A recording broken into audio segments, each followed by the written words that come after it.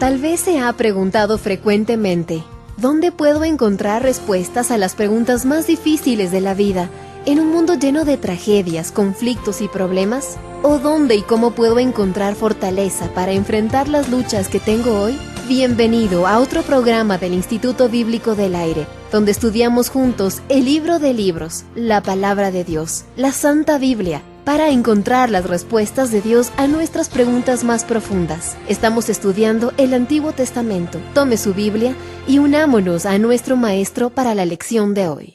Hay varios libros en la Biblia que se pueden considerar como si fueran obras de teatro. Recuerde el libro de Job, que se prestaba para esa forma literaria muy bien. El libro de Esther es otro que es muy parecido a una obra de teatro.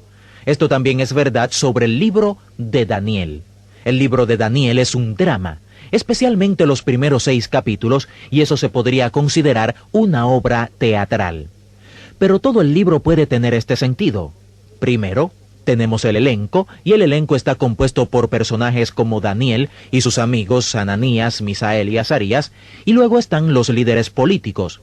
Y recuerde, estamos cubriendo un período de 70 años de historia, con 2 imperios mundiales mencionados en estos 6 capítulos, y esos 6 capítulos cubren mucho tiempo, históricamente hablando. Comenzamos en los primeros 4 capítulos con Nabucodonosor. Él es el gran líder del imperio babilónico. Hubieron 5 grandes imperios mundiales desde los tiempos del Antiguo Testamento hasta los tiempos del Nuevo Testamento. Primero fueron los asirios y luego los asirios fueron conquistados por los babilonios. Los babilonios, entre Daniel capítulo 5 y 6, son conquistados por los medos persas. Y luego, por supuesto, tenemos el gran imperio griego, que eventualmente conquistó a los persas. Entonces, los romanos, que conquistaron a los griegos, y esto nos lleva justo a los tiempos del Nuevo Testamento. Ya los asirios han pasado como imperio para el tiempo en que llegamos al libro de Daniel.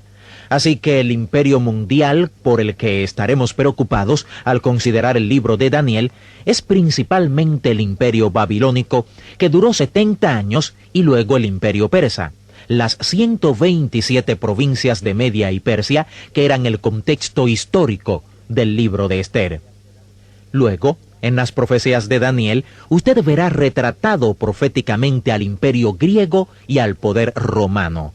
Esos 4 poderes mundiales, Babilonia, Persia, Grecia y Roma, van a figurar en algunas de las profecías de Daniel cuando lleguemos a la segunda sección del libro. Así que el elenco de personajes tiene que ver con personas como Nabucodonosor, su hijo Belsasar, Darío el Medo, Ciro el Grande, los hombres sabios de Babilonia, políticos, soldados, la reina. Ese es el elenco. La plataforma para esta obra es Babilonia. Para entender el marco histórico del libro de Daniel y para apreciar el personaje de Nabucodonosor y lo que algunos creen que fue su conversión en el capítulo 4 de Daniel, es importante obtener una idea de lo que era la ciudad de Babilonia. Escuche esta descripción de la ciudad de Babilonia en los tiempos de Daniel. Babilonia, escenario del ministerio de Daniel, era la maravilla del mundo antiguo. Los historiadores antiguos decían que el muro medía 60 millas alrededor, 15 millas a cada lado, 300 pies de altura, 80 pies de grosor, y se extendía 35 pies bajo tierra para que no pudiese el enemigo hacer túneles debajo de ella. Construida de ladrillo de 1 pie cuadrado y 3 o 4 pulgadas de grosor, había 1/4 de milla de espacio libre entre la ciudad y el muro alrededor de toda la ciudad. El muro estaba protegido por profundos y anchos pozos llenos de agua. 250 torres sobre el muro, salones de guardia para los soldados, 100 puertas de bronce. La ciudad estaba dividida por el Éufrates en 2 partes casi iguales, ambas riberas protegidas por un muro de ladrillo a todo lo largo, con 25 puertas conectando calles y botes tipo ferry. Un puente sobre machones de piedra de media milla de largo y 30 pies de ancho, con puentes levadizos que eran quitados en la noche. Un túnel bajo el río de 15 pies de ancho, 12 pies de altura. Las excavaciones en los años recientes han verificado en gran manera los fabulosos relatos de los historiadores antiguos. El gran templo de Marduk, adjunto a la Torre de Babilonia, fue el santuario más conocido en todo el valle del Éufrates. Verdaderamente Babilonia era una ciudad de oro. La ciudad era muy religiosa. Tenía 53 templos, 180 altares a Istar. El palacio de Nabucodonosor, al cual iba Daniel con frecuencia, era uno de los edificios más magníficos que se hayan construido alguna vez. Sus vastas ruinas fueron descubiertas en 1899 hasta 1912, así que esto ha sido verificado aún por la arqueología. Las paredes del sur del Salón del Trono eran de 20 pies de ancho.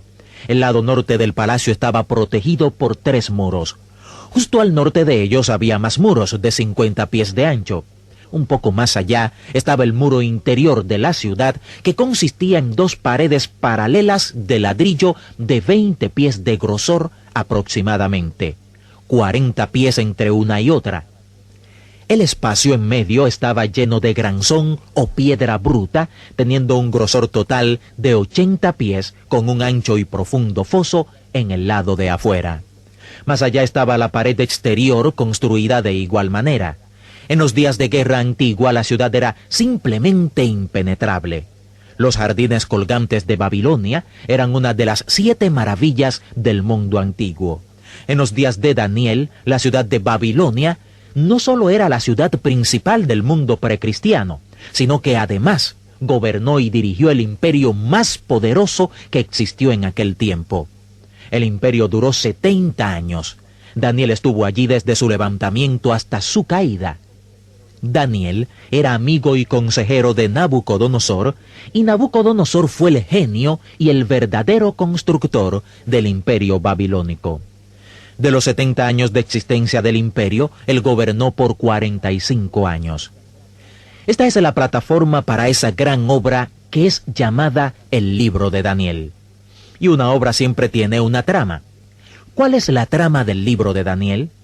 Bueno, la plataforma en realidad es más que Babilonia. Es el cautiverio, porque el pueblo de Dios estaba cautivo en la gran ciudad de Babilonia. Y luego el verdadero escenario es la política babilónica. Aquí es donde Daniel tiene su gran ministerio. La trama del libro viene en 2 tamaños. Primero tenemos la narrativa histórica, pero luego, cuando entramos en las visiones de Daniel, la verdadera trama de este libro es lo que podemos llamar escatología o el estudio de las últimas cosas, el plan profético de Dios para todos los tiempos. Alguien ha dicho que todo el concepto de profecía bíblica se puede dividir en 3 escenas. Escena número 1, dividiría la historia humana desde Abraham hasta el cautiverio babilónico. Y desde el cautiverio babilónico hasta la segunda venida de Jesucristo sería la segunda escena. Y luego, desde la segunda venida de Jesucristo hasta el reino milenial sería la escena número 3. Mirando la profecía bíblica desde esta perspectiva, Daniel vive su vida al final de la escena número 1 y al comienzo de la escena número 2, pero durante su profecía, que comienza en el capítulo 7, nos mostrará las escenas 2 y 3. Si usted quiere saber qué va a pasar en el mundo, cuál es el plan de Dios para la historia humana, entonces tiene que ver las profecías de Daniel. En estas visiones usted encontrará símbolos. Primero, trate de ver cuáles son estos símbolos. Segundo, pregúntese cuál es la acción e interacción entre estos símbolos, porque eso nos cuenta una historia. En nuestra primera lección del libro de Daniel hicimos un perfil de Daniel. En esta ocasión vamos a fijarnos en alguien más. Daniel no es el único personaje en este libro. En el capítulo 3 tenemos una emocionante historia que quizás usted haya oído cuando asistía a la escuela dominical, y es sobre Sadrach, Mesach y Abednego. Y Daniel ni siquiera es mencionado en esa historia. Estos 3 jóvenes eran como Daniel.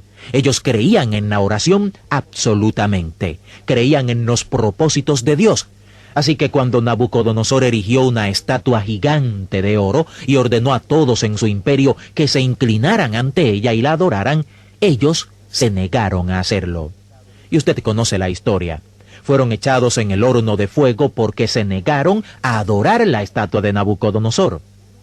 En esta hermosa historia, note que estos hombres no estaban completamente seguros de que Dios los iba a liberar. Ellos le dicen a Nabucodonosor: no es necesario que te respondamos sobre este asunto.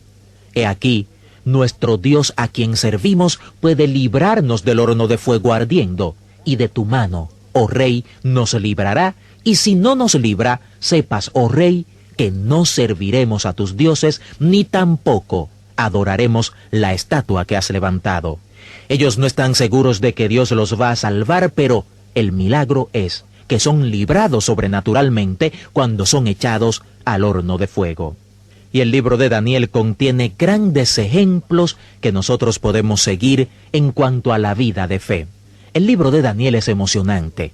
El libro de Daniel creo que es un libro para nuestros días, porque nos encontramos en una situación mundial como si estuviésemos en el imperio babilónico que tenía subyugado al mundo entero. El mundo entero hoy está bajo el maligno. Pero al igual que en los tiempos de Daniel, Dios está buscando a las personas que quieren ser diferentes y mostrar por su fe que pueden ser en este mundo sal y luz de la tierra.